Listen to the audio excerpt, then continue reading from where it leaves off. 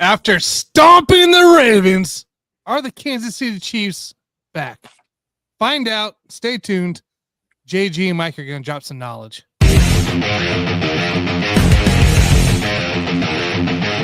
Welcome into the Sports Buffoons Podcast.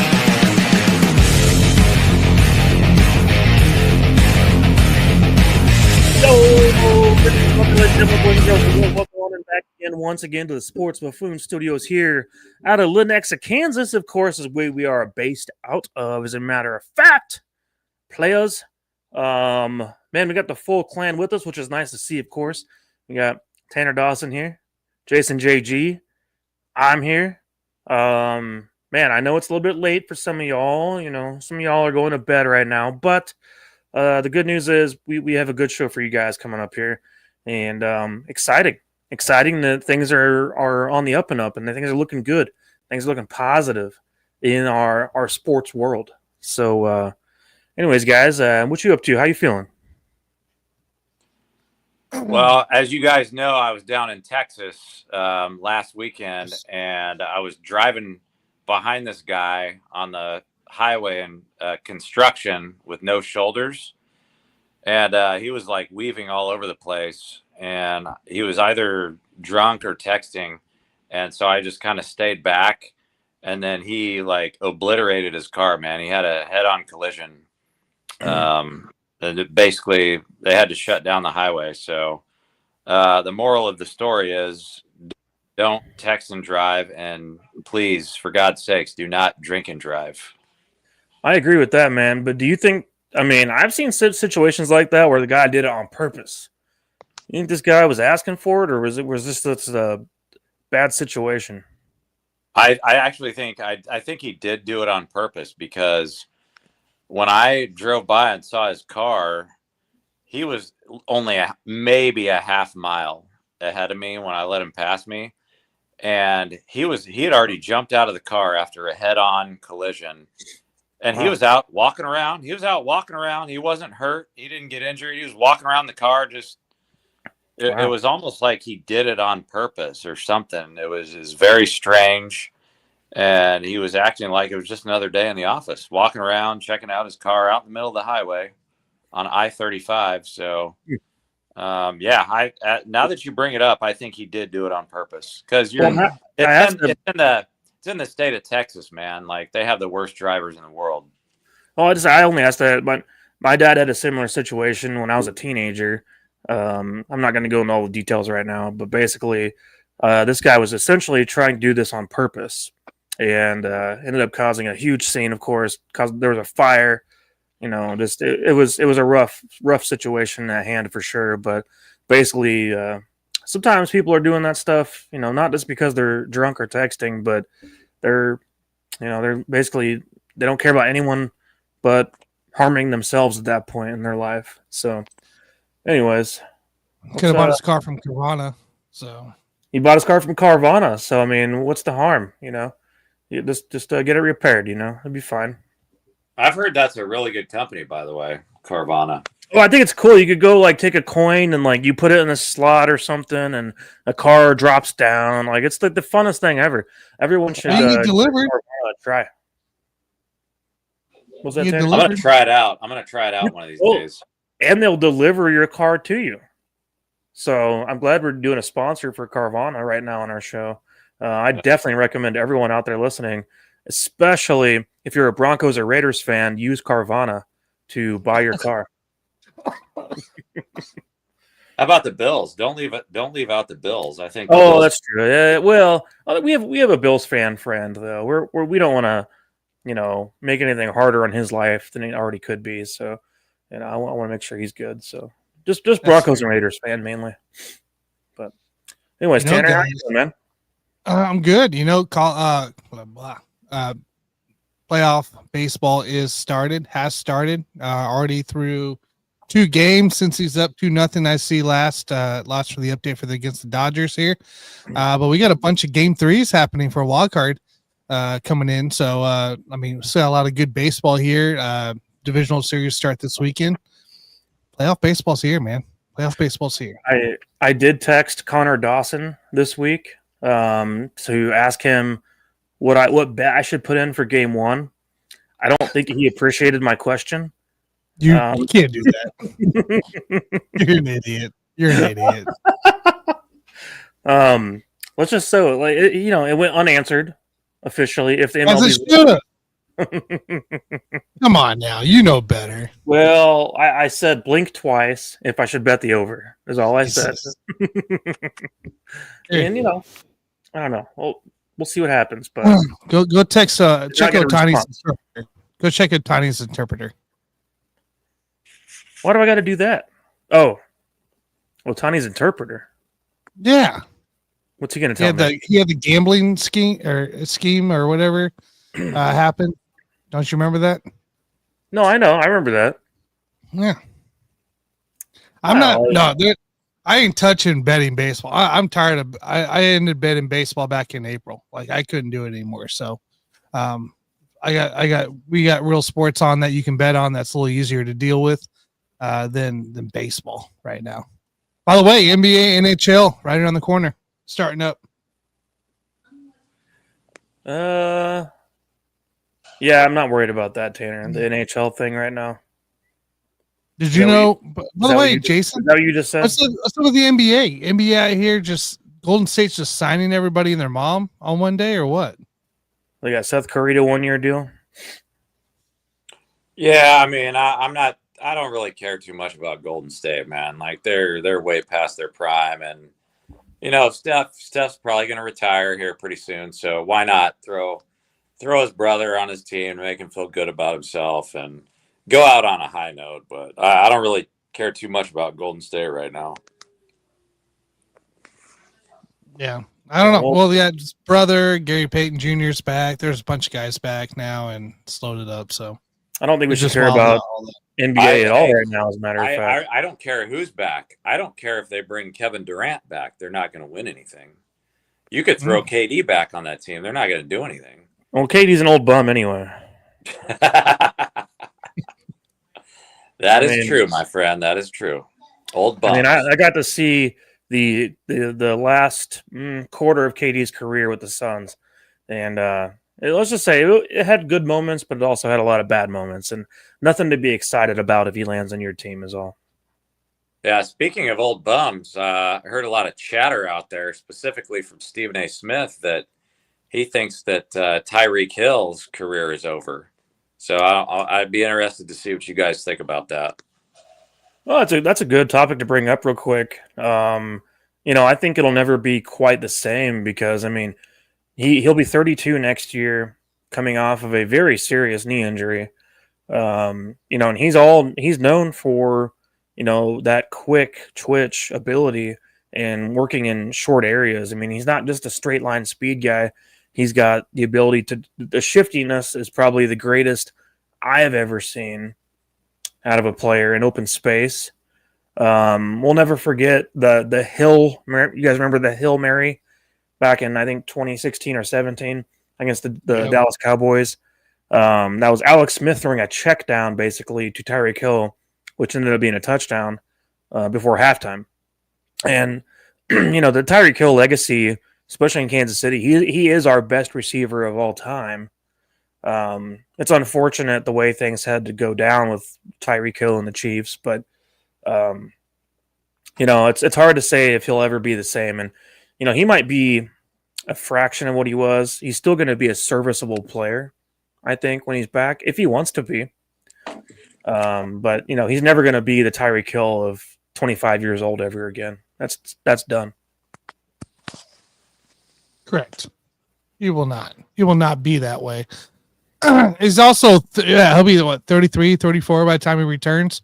Nick 32. Chubb had a similar 30. Well, next year, is he 30? Yeah, no, he's going to be 30. When he gets back to full health, he'll be 33. He'll be 33. Yeah. I mean, he's going to sit all next year, right? He ain't come back next year or anything. So you got 33 at the earliest. They said his surgery went so well that he's going to possibly play week 1 of next year. I'd laugh. I'm just saying, insane. That is what the doctors reported, was that it was a great surgery, and they're looking at week 1 next year of him playing. So we'll see. Well, I personally don't think he's done. like Stephen A was saying, his career's over. I think that's a little bit excessive because if you have an average wide receiver and you have an injury like that, sure, it's easy to say his career's over. But when you have an elite superstar wide receiver and you have that surgery, then that player can still be very productive. And so that would be my opinion on that, is that he's still going to be productive. A 33-year-old Tyreek Hill as your WR2 or 3 would be amazing. Honestly, assuming everything went well and the recovery goes well and the knee is fine, I think that would be an amazing thing for any team to have at that point. He's just never going to be your WR1 feed him 100 catches a year guy ever again. That those days are over, and the legacy, the career he had to this point was amazing. It's Nick Chubb. It's Nick Chubb twice. Nick Chubb had it twice. Back, so he's still going to come back, be productive, and he's probably going to have some more kids too. So he's got to make some more money. Oh yeah. Well, that's why whenever he destroyed his knee, he was cheering. He was excited. He didn't give a damn about the pain. He was excited because now he's got $70 million that I think was actually locked in at that point. And he's going to get paid no matter what. And so now he can go to Cancun if he wants to, but also he's got a lot of kids to pay off. So he's got to take care of that as well. He was just happy to be done playing in Miami, honestly, because that was his last snap in Miami. He will never play there ever again. I don't know where he's going to go after this, but it's not going to be in Miami. Yeah, that team was probably going to be a disaster this year, even if he was healthy the whole season. So, yeah, I can definitely see why he's happy to be out of there. Yeah, I wish things ended better when it comes to Kansas City and him. And the way he acted after he left was obviously, irritating. It was a shame, to say the least, especially considering he was our best receiver of all time. But at this point, it is what it is, and I can look back at his career and say that was pretty damn cool. The way he played on the field, at least. His off the field shit got old really quick, but him as a football player was pretty damn cool to watch. Was he really the best, though? You guys don't have any love for Andre Rison? Well, if you got to think about it, the Chiefs' history of wide receivers is not exactly extravagant. We could go back to Otis Taylor, who I believe should be a Hall of Famer, and is not, and never will be, probably. But I do think Otis Taylor should have been in the Hall of Fame. We could talk about Dwayne Bowe, of course, but Dwayne Bowe had his own issues along the way, but he was never as impactful in a game like Tyreek Hill was. Tyreek Hill, jet ship loss. Tyreek Hill was the guy you could rely on to get open in big downs on third down or fourth down, whatever it may be, to get us that quick out, get us that 2 yards, 3 yards, whatever it may be, make the play to get the first down, continue the drive, and then solidify the win. And that was Tyreek Hill. He could do that every single time. And so, to me, that's what made him special. Returning punts, returning kickoffs. Early on, yeah. There too, 2016, yeah. 2016, he was terrific. And I want to say this, too, about Tyreek Hill. Let's admire the fact he came, he was at Oklahoma State. He also played at a small school in Alabama, too, as well in college. But he was a running back. He was a running back who had to learn the wide receiver position along the way. And he picked it up so fast, really dedicated himself to figuring out how to be a wide receiver and made himself millions upon millions of dollars by doing that. As a running back, he was never going to be a guy that could, be your full-time running back that's going to give you 300 carries and all this kind of stuff. He's, but as a wide receiver, he became a special player in this league. And I think that was pretty cool to see too. That he was never a wide receiver, and we converted him into one, and he took it off and ran with it and became an elite player at the position. Can you guys think of a Chiefs wide receiver who, if you put him with Patrick Mahomes and Patrick Mahomes' era, could have put up Tyreek Hill numbers or something close to Tyreek Hill numbers? Is there somebody that, if you pair him with Mahomes, could have been that good in history? No, I think Dwayne Bowe possibly. could have been one at certain points in his career. Dwayne had some good 2010 Dwayne Bowe was awesome. He had 15 touchdown catches in 2010. And Dwayne Bowe's a rookie, was awesome as well. 72 catches, put up 900 and some yards, 916 yards, I think, and like 5 touchdowns. Dwayne Bowe was a really, really good receiver for this team. And if you pair a receiver with Mahomes' talent, you brought up Andre Rison. Derek Alexander was one that I think could have been a guy that was talked about that put up huge numbers as a receiver for the Chiefs with Elvis Grbac. Derek Alexander, until Tyreek Hill broke it, I believe, still had the most receiving yards in a single season, or Travis Kelce actually broke it. Had the most receiving yards in a single season as a Chief ever as a wide receiver. I think Travis Kelce was actually the one to break that record. So Derek Alexander is the one we could look at and say that he might have been a guy with Mahomes that could have put up elite numbers as well. But would Eddie have been too old at when he joined us? Who? Eddie Kennison. So Kennison, funny enough, Kennison's last year with the Chiefs was Dwayne Bowe's rookie year, I believe. I think so. Yeah. I think that's how that worked out. As Kennison played with the Chiefs for at least there was that transition period between Bowe and Kennison. Kennison was a good receiver, man. But Trent Green was a good quarterback for that era, for that system, especially with Al Saunders. Yeah. But I don't think Eddie Kennison by any means would have been able to put up elite numbers like what Jason's asking about. Like what I think that Dwayne Bowe maybe could have, or Derek Alexander could have at his height of his career. The Chiefs, historically though, have not had a ton of great receivers. We have Stephon Page in the 80s and early 90s. Maybe he could have been something better with better quarterbacks along the way. And then I go back to Otis Taylor, of course. Otis Taylor was a phenomenal receiver, especially for that time period, man. I've spent a lot of time looking back at the stats, comparing stats. I don't understand why Otis Taylor is not in the Hall of Fame. I really don't. But anyways, I digress on that. So anyways, man, that's a good question, but Tyreek Hill, to me, was the best, without a doubt, that we've ever had in KC. And reliable. As far as 3rd down, 3rd and 2, go win the game for us, make that catch, get the first down. It's guaranteed every time. So, sounds great. Now that we had a interesting intro conversation, guys, before we jump into Chiefs talk, I have to ask you guys, what you all sipping on? Jason, what you got, man?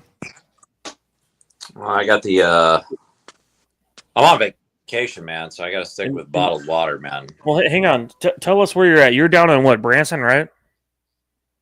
Yes, I'm in Branson, Missouri on a very short family vacation. And, I'm just chilling down here, man. Nice. All right. Which is what I need to do.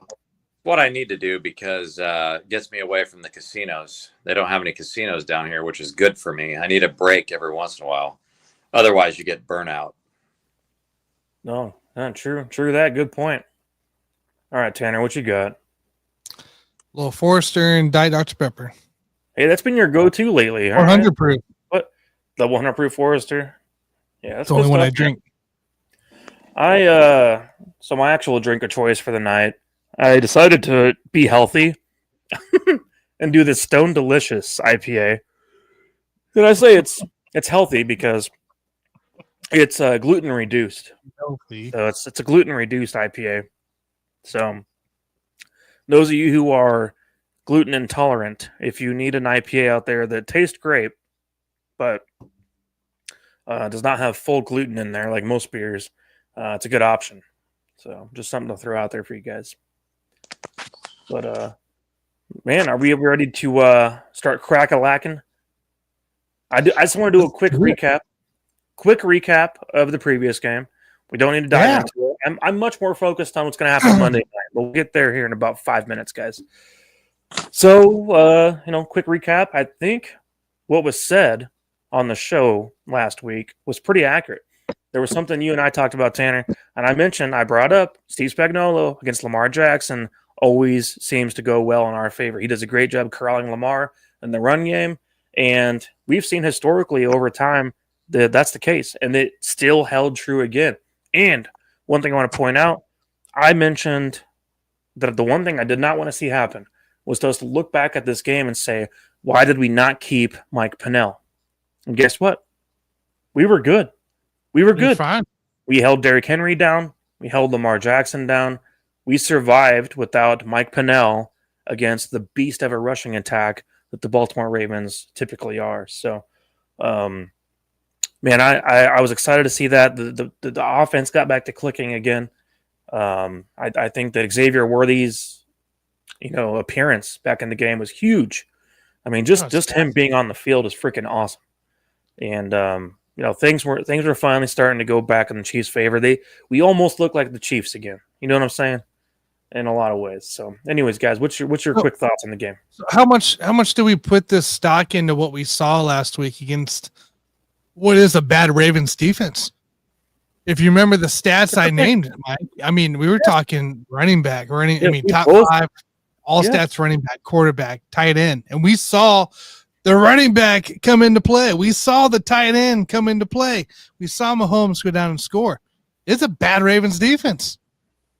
Plain and simple. And we also talked about this. If you remember last week's title, this is a statement game. That was a statement win. That was the kind of win we needed. Yeah, it was obviously a bad defense, Tanner, but at some point you've got to get clicking on offense, and it doesn't matter necessarily what the quality of defense is that you're playing against. A lot of times you just need to find a rhythm throughout the course of the season. And so I think, the Ravens, while they've been decimated by injuries defensively and now offensively, I just think it was a good opportunity for the Chiefs to start firing on all cylinders, because what that does is it boosts your confidence because, obviously the Ravens are not 100%, but we still beat the Ravens, and we would have beat the Ravens even if they were 100%. We were winning that game no matter what because we own the Ravens, and everybody knows that. And so I think that it's still, to me, it's a quality win because it's going to boost the Chiefs' confidence offensively and defensively. And I think they needed that. I think they just needed a chance to start firing on all cylinders. So now they know what they're capable of. And, it's still a quality win, man, no matter how decimated the Ravens were by injury. So I think, I'm not going to take anything away from the Chiefs just because, it was a bad Ravens defense. It's still the Ravens. And, for me, it's still a great win. I mean, we kind of put them back to literally the bottom of the league after that game for defenses. Like they're down there with New Orleans, for God's sake. This was the most points given up by the Ravens defense in their history over the first 4 games of the year. And we helped to accompany that statistic. So, I mean, and we saw Lamar Jackson have an injury during this game that, took him out in the late third quarter. I think Lamar was kind of just, I could be totally wrong, but I think Lamar was a little sick of it. He couldn't figure it out, and he can't figure out the Chiefs. Lamar Jackson himself has said in the past, Patrick Mahomes is his nemesis. And what he means by that is that he can't figure out a way to beat the Chiefs. And the truth be told, when I heard him say that quote, which that's a quote from, by the way, like a year or two ago, Steve Spagnuolo is his true nemesis. It's not Patrick Mahomes. Yeah. It's Steve Spagnuolo. Yeah. You cannot figure out Steve Spagnuolo's defenses. Because what the Chiefs were doing was not anything that much different from what we do typically. Yes, we blitzed Nick Bolton multiple times up the middle. That was huge. And each time we blitzed him, he went unblocked, which is huge. There's something to that, of course. But, at the end of the day, you're the Ravens, man. And John Harbaugh should do a better job of game planning to get prepared. Because I remember that playoff game, guys. I think it was freaking not this past playoff season, but the one before. The one they were number one season? Yeah. We were facing the Ravens 2 years ago in the playoffs. And I remember seeing them come out doing weird stuff. They were passing the ball and stuff. Like, Ravens, be the Ravens. What are you doing? Why would you come out with this game plan of trying to throw the ball all over us when your bread and butter is Derrick Henry and Lamar Jackson? I was just confused, like, about the situation at hand, about why you were coming out with that kind of scheme. Made no sense. So I think it's a John Harbaugh problem to me. I think in that particular scenario that you're talking about, I mean, in some cases, you put up the white flag before the game even starts, just because you don't have a solution. And I think that's what happened in that particular game that you're talking about. They didn't really know what to do, so they came out throwing the ball. Yeah, I get it, man. And it's weird, but I'll take it for what it is. The Chiefs have the Ravens number every single time. And, if we want to really dig into Baltimore a little bit, let's remind them of the World Series run from the Royals as well, if we want. Oh, yeah. It's playoff baseball time. Kind of remembering down that lane. I don't hate the Ravens by any means. I never have, but the Orioles can fuck off. So that's all.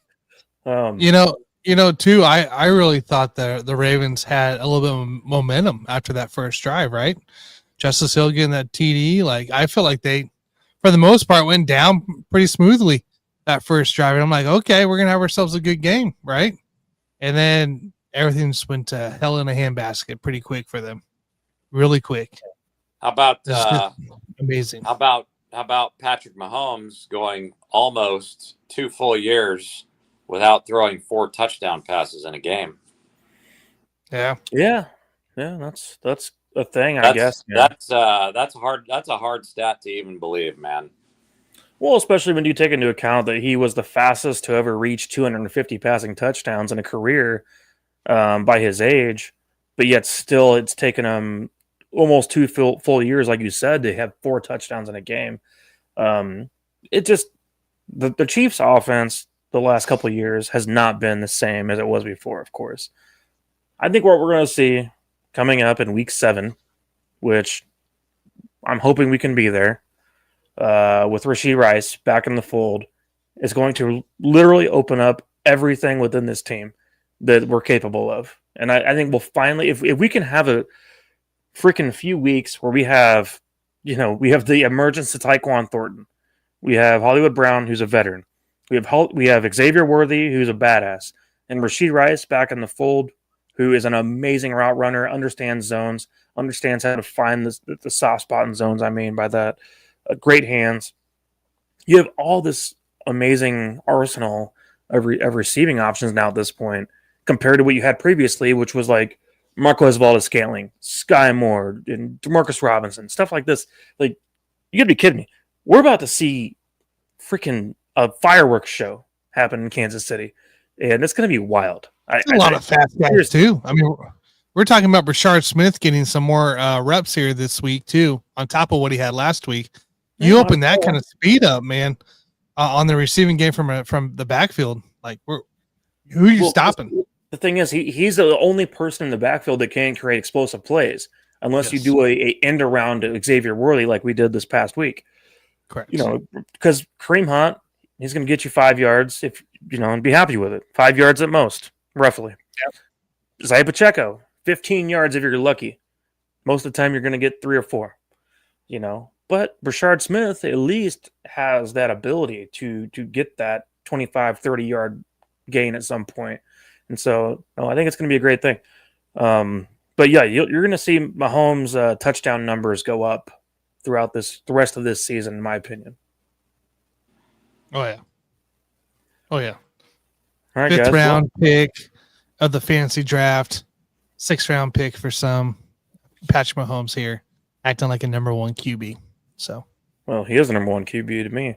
But all right, guys, let's dive into the Jacksonville game in Jacksonville. By the way, Monday Night Football. I'm really excited for this game. I think it's going to be more of a test than Baltimore was, just because I want to point out one thing that Jacksonville's done terrifically this year is turnovers. They lead the league in turnovers forced defensively, 13 turnovers so far this season, which also beats all of what they did last year. Last year, they only had 9 the entire season. And now through 4 weeks, they've got 13. And we've seen also, Trevor Lawrence playing better offensively. You got some playmakers over there for Jacksonville as well on the offense. So, man, this is going to be a much better test, in my opinion.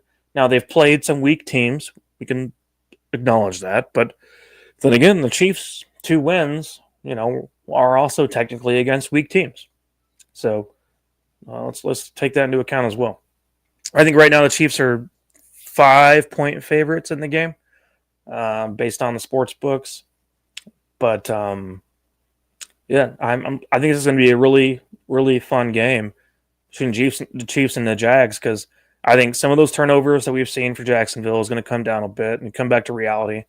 And I'm curious to see how they use Travis Hunter between the offense and the defense. So far, they've used him a little more on the offense than the defense. But man, I just hope to see a little more of the same of what we saw this past weekend. So. It's actually 3.5-point favorites, Mike. Oh, yeah. Maybe there was an adjustment. That sounds a little bit more. 3.5. I think okay, it should be. So the number I saw should be 5. Okay, so the number I saw then was probably from 2 days ago. So yeah, it's one down. Yeah, it's one down recently. So all right, and no injuries for the Jags either, right? Pushing this envelope here, and if we take a look too, I talked about the defensive stats for the Ravens last week. Looking at the defensive stats for the Jaguars, 15th in yards, 12th against yards per play, 4th best against rushing yards, 2nd best in rushing attempts, 8th best in yards per rush, 6th best in completion percentage, and the best against QBs in general. And this Jags team, this Jags defense, this is a different kind of ball game. We just got to see the most favorable team. If you have a running back in fantasy, you want to start whoever is going against the Ravens. If you're going against a running back against Jacksonville, you're kind of looking at your options a little more. So, like, this Jacksonville team has contained a C-Mac recently. The Nick Chubb, Woody Marks duo. Woody Marks shouldn't blow up last week, but he blew up, or the week before, but he blew up this week. So these running backs aren't getting free. This is going to be interesting for a Chiefs team who needs to rely on someone of the run to open up the pass game. I know they have to do it themselves here. I still feel like you have to have some kind of run game to develop into this pass game. Hey, the Chiefs have been winning without the run game. The run game is Patrick Mahomes. 67 yards last week. Xavier Pacheco had 67. 67 yards for Pacheco last week. Like, you actually got some rushing yards. You opened it up against a bad defense. What can you do with a mediocre defense? That's kind of in the middle of everything. Well, the front four, there's something to keep an eye on. So, like Trayvon Walker obviously is getting better over time. The he guy got we banged all up last week. So we'll have to see what he looks like. Josh Allen, the defensive end, Josh Allen, is putting up great numbers over there in Jacksonville. Great guy. So that front four is fantastic in Jacksonville, and it's going to be tough, man. The pressure is going to be on Mahomes in this game, and Josh Simmons too. Josh Simmons, at left tackle, is going to finally face a real tough test over there at left tackle. So, I'm looking forward to seeing how he handles that. So go ahead, JG. Yeah, their defense has obviously been good up to this point. So no matter who they're playing against, they're obviously an well above average defense. But when you're beating Carolina and Houston, not taking anything away from Houston, you guys know I love the Texans. Hey, that was one of your easy money bets, man. It was, and then you're going up against a banged up 49ers team. It's not going to be the same, man. It's not going to be the same. But I do respect their defense. But I just don't think they're going to be able to stop the Chiefs. The Chiefs are a whole nother animal. And I just think their 3-1 record right now is a little bit deceiving. You lost to the Bengals, which at that point in time, yeah, maybe you could say that the Bengals were an above average team at that point. But I really believe that 3-1 record is deceiving, especially when you have to go up against this resurgence of the Chiefs offense. And so I can see this being a lopsided game, if you want to know the truth. And I just, I'll give Jacksonville credit. Their defense looks fantastic right now, but I don't think that's going to necessarily be the case going up against the Chiefs. Yeah, one thing I want to point out real quick, guys, and Tanner, we saw this last year too. Eric Murray, a former Chief, still finding his starting role in this league, which is wild. Somehow, A lot of snaps right now for Jacksonville. To me, it's kind of wild, man. I guess based on Pro Football Focus, they think he's doing a good job. But I think we saw a ton out of him back in the day, and he's beatable, especially against a receiving group like we have with the speed. And so that's what I would expect the Chiefs to try to target, is more of that downfield passing game. Only problem is I hope we can get, do we have time to run Wasp? What I'm saying is we have time to run those downfield plays. Can we get enough pass protection against that D line to be able to hit those downfield plays? So that's what it's going to come down to me in a lot of ways is Mahomes, connecting with guys like a Thornton or a Worthy in this game coming up, because the secondary is beatable, 100% beatable in this game. Yeah. And so that's what I look to as the target if I'm the Chiefs to attack. The run game, the Chiefs are going to do the same shit they always do. It is what it is with the run game. I'm not sitting here looking at this matchup going, gosh, how are the Chiefs going to run the ball against the Jaguars? No, we don't care. It doesn't matter. They're going to literally fabricate running plays over time through end arounds to Worthy and stuff like that, and screen passes, quick outs, stuff like that. That is essentially part of their running game, is the short passing game. But the deep passing game is going to be the thing that, to me, can really, really destroy the Jaguars' defense. But they got to have time. Got to give Mahomes time to make that happen. So I'm expecting our tackles, Simmons, yes, to take care of business, and Jawan Taylor take care of business on his end as well. If they do that, Mahomes could have another field day. Just remember, Jason stated it here, guys. A bunch of bum teams. This is also the same team that didn't have a complete Joe Burrow game.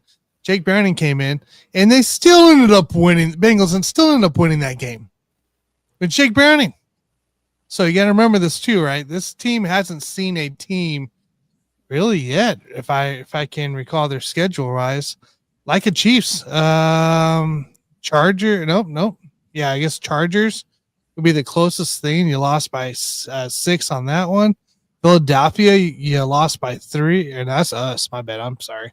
No, you have not completed. You haven't faced a team yet that isn't to Chiefs caliber. Haven't faced a team yet. Well, this could be. Is this? But is also? Do you guys think Trevor Lawrence, who to me has been a slow, progressive quarterback, is this finally his year where he's playing up to par, or is it a mirage because of facing lesser teams? I mean, no, I think this is definitely his year, but you got to understand, like, this is his year to win the division, and that's not really saying a whole lot. But I think in terms of his growth, if you can win that division, then that's a huge step forward for Trevor Lawrence. Now, you may not win a playoff game, or you might win one playoff game, but I think that Trevor Lawrence is definitely going to take a step forward this year. But I don't know if it's going to amount to anything more than, maybe a playoff win if he's lucky. Yeah, I guess for Trevor Lawrence, I mean, Jason's right. If you're going to win the division, this is the year. There's a reason why I picked this team to win the division. And Mike, I know you picked him. JG, I think you picked him, or did you go Houston? I don't remember what you did. I always pick Houston, man. Yeah. So but that's the thing with Jacksonville is like Trevor Lawrence has to step up this year. You beat the 49ers team last week with Purdy, came back and all that stuff, and the defense still being still a top 10 defense regardless of Mac Jones or Purdy. But Trevor Lawrence, like, as long as his receivers and everybody's in action, I think this is kind of his year to have a pretty decent year. And ETN Jr., by the way, in the backfield, and Tootin, that's nice little support there, Cass, you got behind you in case things go odd. So I like what I'm seeing for Lawrence. I really do. Yeah, if this is not his year, then I don't know when that'll ever happen. So to me, he's got to at this point put up or shut up as a player in this league. So to me, I understand why they're having a decent year so far, and I think they'll continue to have a pretty good year as well. I mean, I see the Jaguars as a 10-win team this year. That's probably what I'll go with. With Trevor Lawrence, man, you can make the playoffs and you can lose to the Chiefs again. That's not a bad year for him if that's what ends up happening. Yeah, no, I agree with that. All right, guys. Well, any final thoughts where we make our game prediction? Just got to watch out for that backfield of theirs. They really do. I think Etienne Jr. can be a weapon. I think Tootin can be a weapon.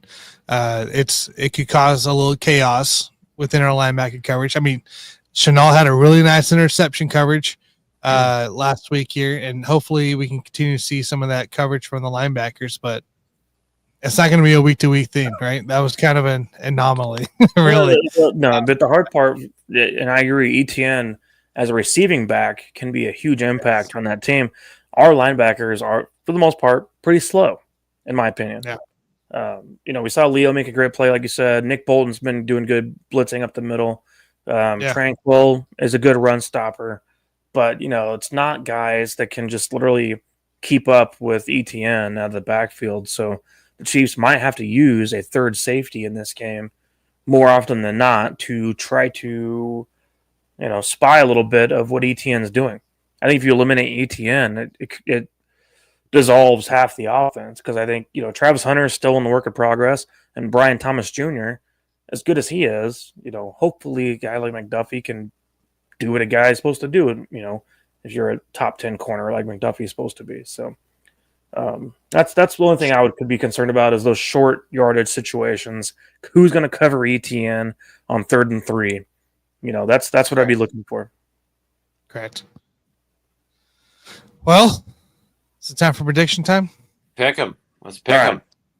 All right, Kansas City Chiefs, Jacksonville Jaguars, Monday Night Football. -3.5 favorites there for the Kansas City Chiefs. Over under is 46.5 on DK.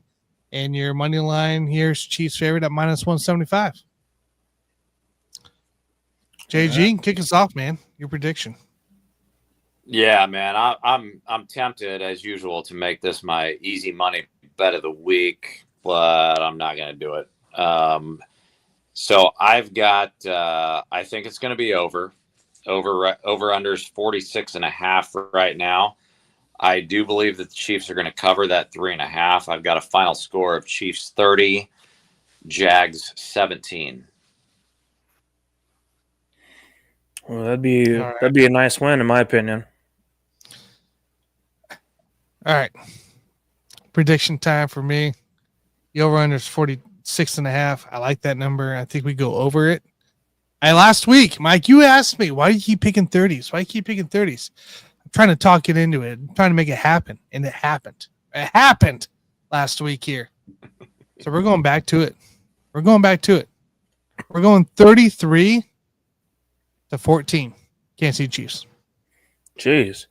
You're telling me we're going to blow them out twice in a row? We're going to blow them out twice in a row.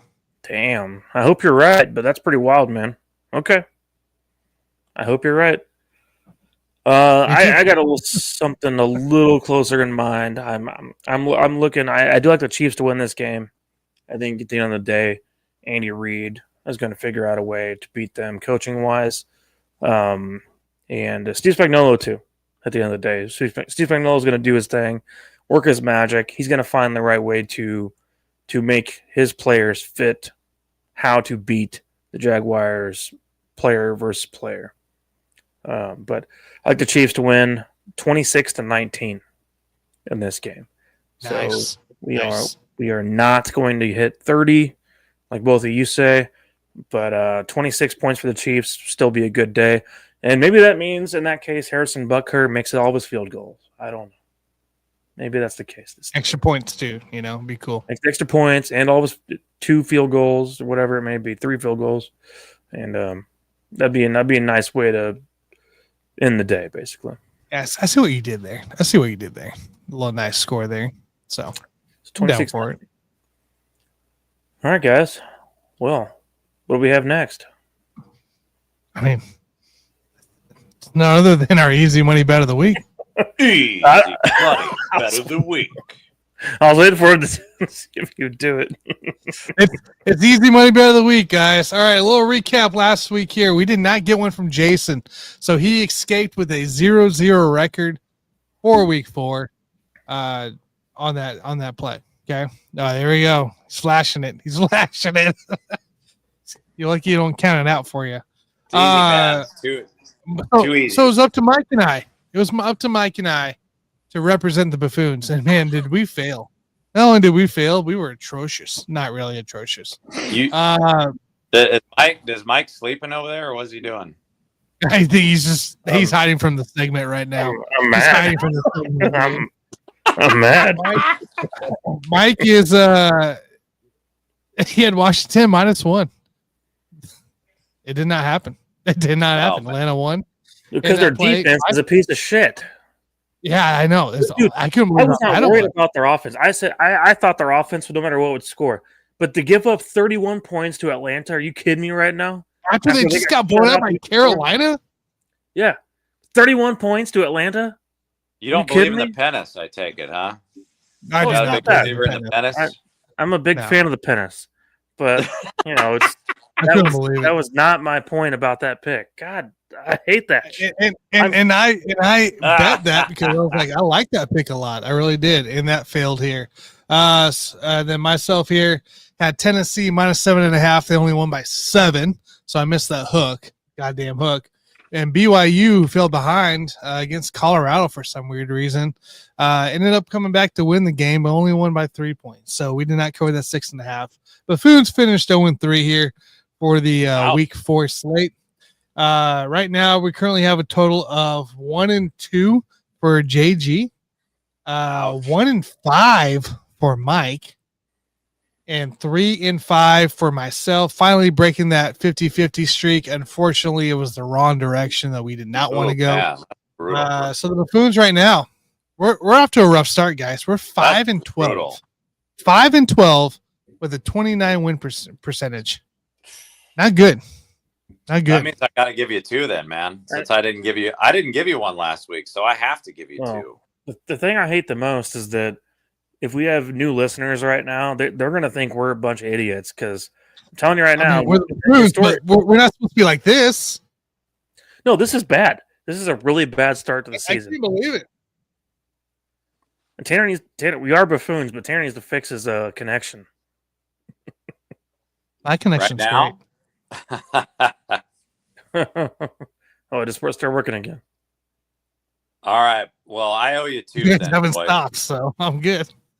I owe you 2 since I didn't get in there last week. So all right, JG, kick us off, man. I got to give you 2. So go. I told you I wouldn't do it because I've probably never done it before, but chalk me up for the Chiefs -3.5. Again, Jags defense is good, but not great. And they're going to look slightly worse against the Chiefs, worse than you think they are. So that's going to be my bonus pick for the week since I missed last week. So give me the Chiefs -3.5. Second game here, easy money. We're looking at that Rams game. They are -7.5 against the Niners. Stafford looks really good this year. And I think that you got to pay attention to Mac Jones right now. So Mac Jones is going to get the start for the 49ers. And I think people think that for whatever reason, they think Mac Jones is really serviceable this year because he's only got, he's got 4 touchdowns and only 2 turnovers so far. He's thrown for a lot of yards. He's 2-0. This is a road game. And I do believe he's going to get cooked on the road because eventually Mac Jones is going to become Mac Jones. And he's going to be the guy that we always thought he was, which is not very good. and I think he's going to get cooked in this game. I think the Rams are going to cover. So give me the Rams minus 7.5. Easy money. All right. Got her noted. I don't mind it at all. I mean, you got the announcement of Brock Purdy today going out. You got the announcement of who else went out today for the San Francisco. There was like 2 or 3 guys that got announced out for San Francisco. Pretty much everybody. So, I mean, yeah, at this point. So I don't mind that play at all, Jason. And So. well, and you can look at it too as like obviously divisional games can be rigged, as we all know, but this is not a situation for that. I think at some point you got Mac Jones in there, dude. Like at some point, there are certain players in the league where you cannot fix a game for, if that makes sense. And Mac Jones, in my mind, is bad enough that I don't care how many penalties you call against the Rams. Mac Jones is just not that good. It's 2-0. It's 2-0. See what happens. See what happens here. Yeah. Mike, what you got, man? I kind of have to go next because I need to ask JG something because based on what I'm looking at right now, you and I had the exact same pick there, but the spread has moved to Rams 8.5 now as the favorite. Would you still take that, or because as of right now, the better listening, the best odds he can get is 8.5, as far as I understand. So that is the current. There is still 7.5 on FanDuel. 7.5 on FanDuel. Okay, yeah, because that's so that just happened within the last 2 hours for sure. Yeah, because the last I saw was 7.5. I'd probably still take the bet, but obviously if you can get on FanDuel, just get the 7.5. Yeah, you better go quick because they're the only ones carrying a 7.5 right now. So, and as everybody knows, when people listen to this show, when we go live, that can move the line by itself. So after people watch our show, it's probably going to go to 9.5. All right. Well, anyways, I'm gonna go ahead and say I agree with you on this, and you pretty much explained it for me. But I'll take the Rams 8.5. So you could give Jason the 7.5 if he wants. I'll take the Rams 8.5.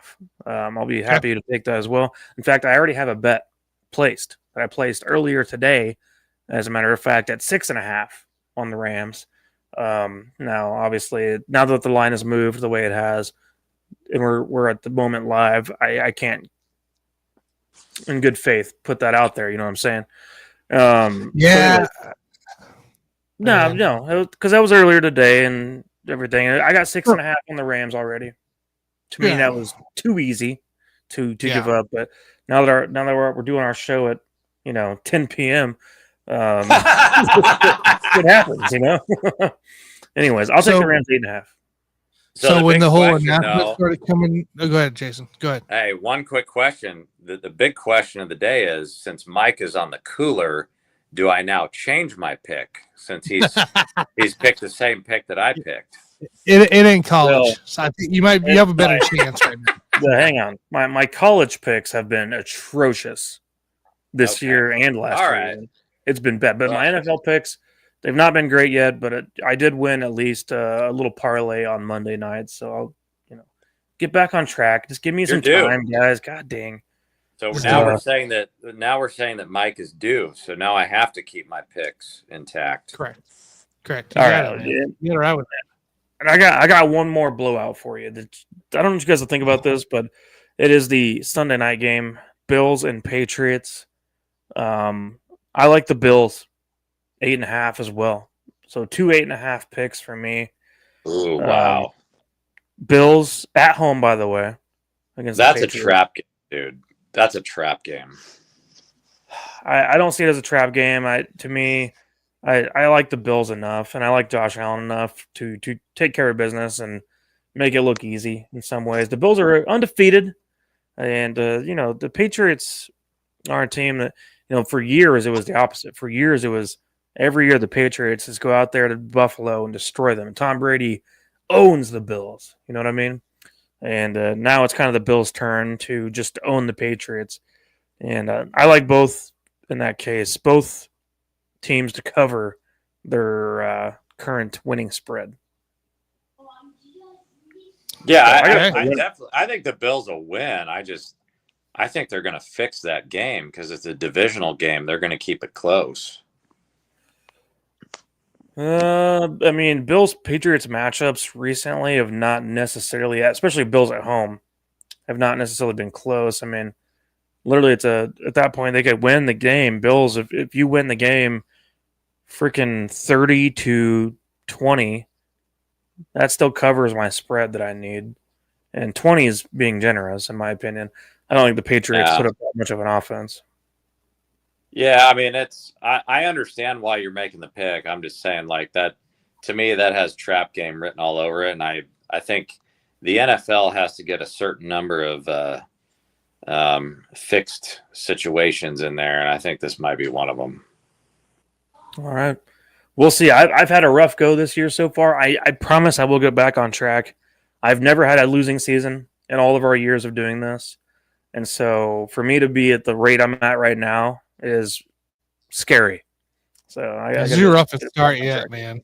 This is my worst start ever. Well, you know, look at the bright side. At some point, if you keep losing, you can just quit the NFL and stick with Baccarat. No, that's always probably the best option, honestly. If that was the option.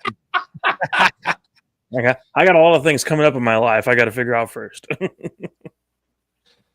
Ah, damn. All right. Which reminds me, here next week.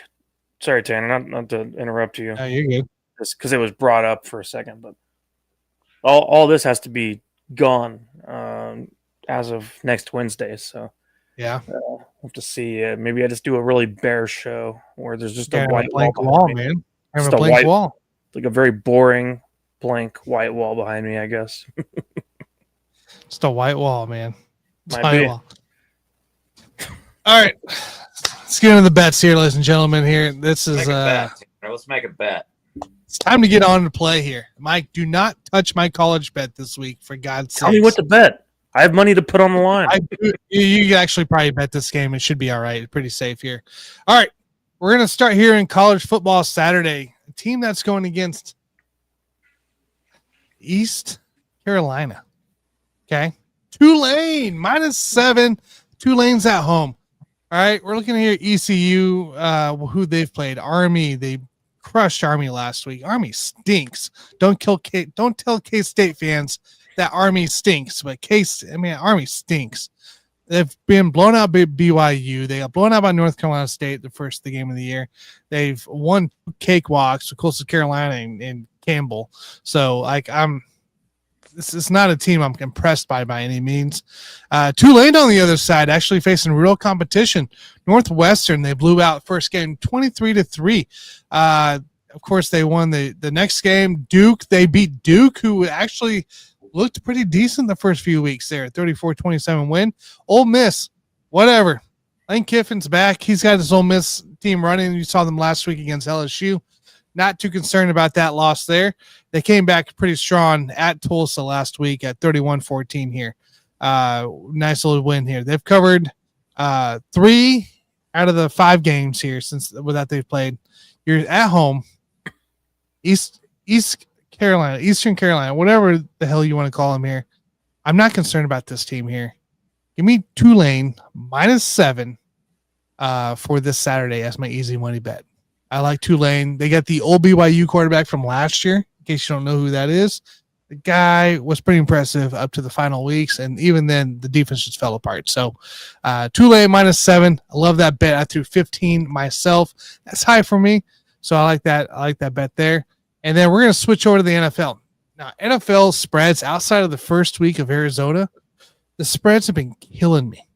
Tampa blew the spread. There's another blown spread. It's been stupid in the fourth quarter blown spread. Oh, Arizona blew another spread. That's what it was.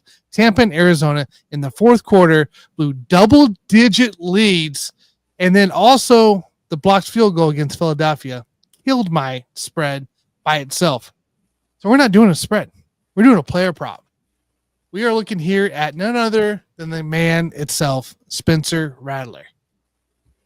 Over the course of the last 5 games, Spencer Rattler has attempted 42, 46, 34, 39, and last week was alone 27 against the Buffalo Bills.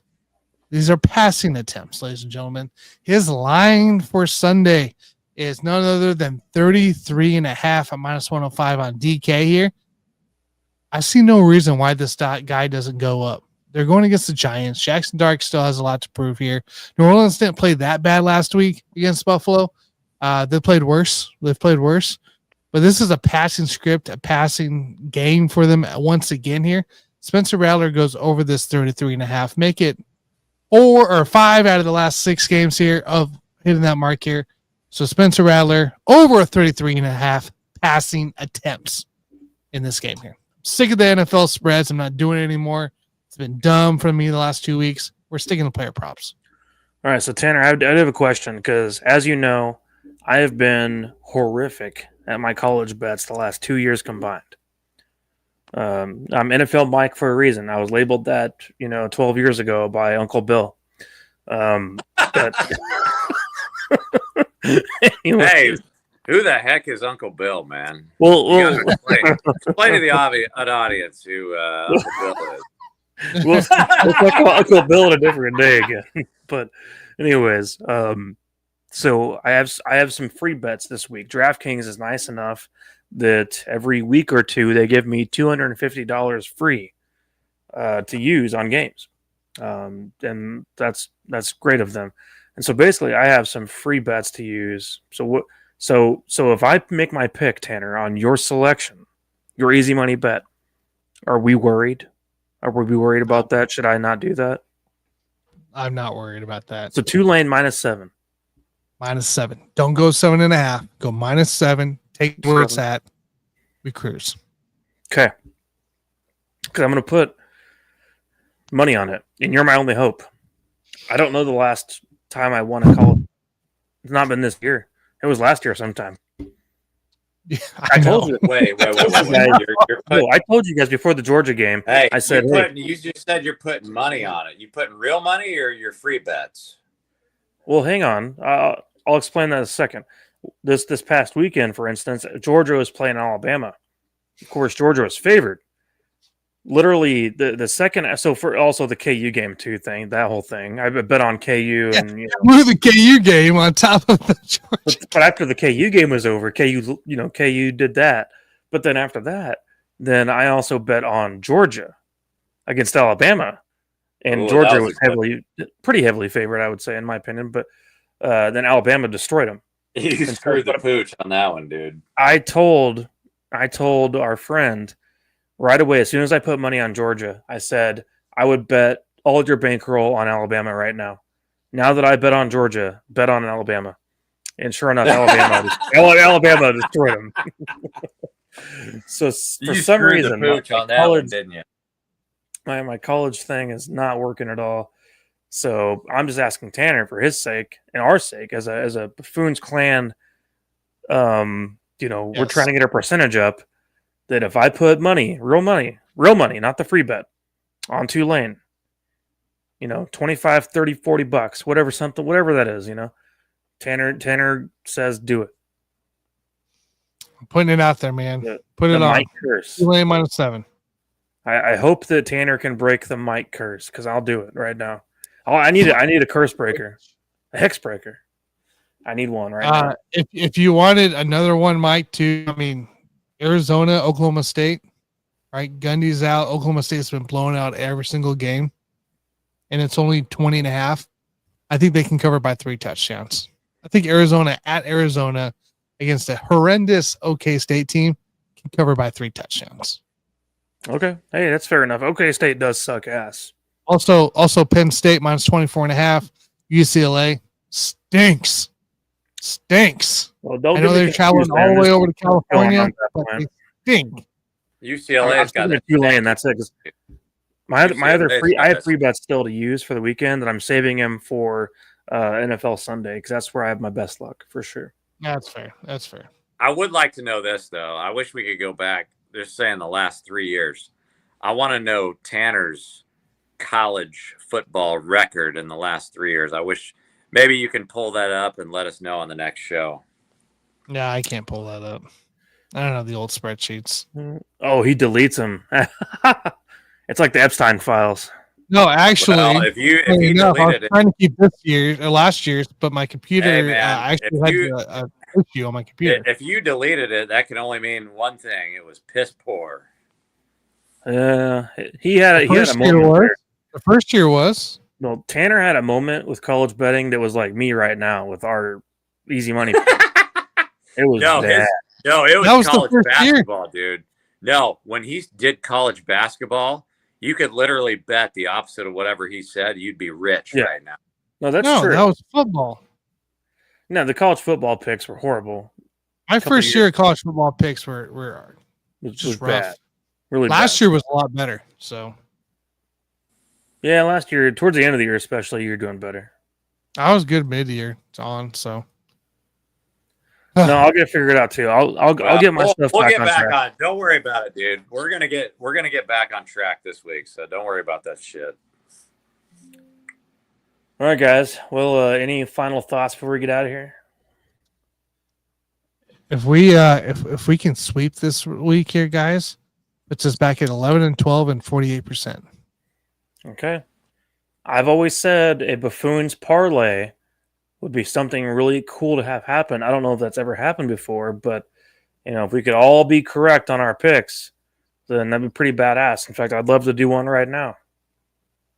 Probably should do one right. Yeah, Rams minus 7.5 and 8.5. If you're confident in that, you can throw it. I mean, you get that kind of lines in too on top of it. Yeah, I love the Rams tomorrow to freaking literally destroy the 49ers. I love the Rams tomorrow.